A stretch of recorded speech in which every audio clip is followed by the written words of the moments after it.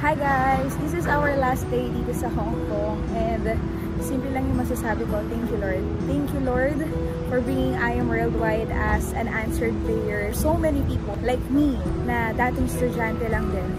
And kasama rin natin actually yung community natin dito, no? And ang pinaka nakakatawa dito, ang dami kong na-meet na iba't ibang tao from different walks of life.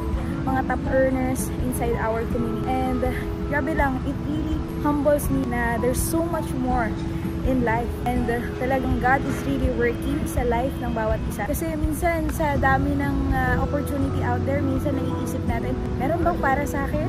Or saan ako pwedeng mag-start? Pero what I realize sa trip na to is every day is an opportunity for us to start. Nakadepende lang sa atin if yung opportunity na gumigising tayo everyday is how are we going to maximize it?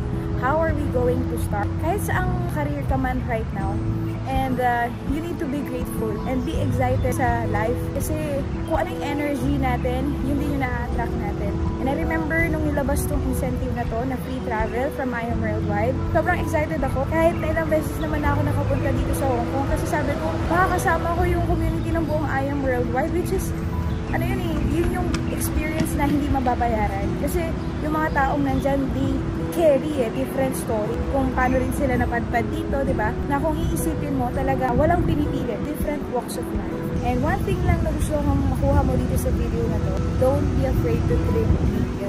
Kasi we have big God, di ba, that is working in us. So kung maintindihan natin yun, talagang everything else will follow. I'm not saying na life will be smooth, kasi kahit saan lupalop tayo ilagay, at marami talaga tayo may encounter na challenges. Pero alam ko, lahat tayo dito mag-aali.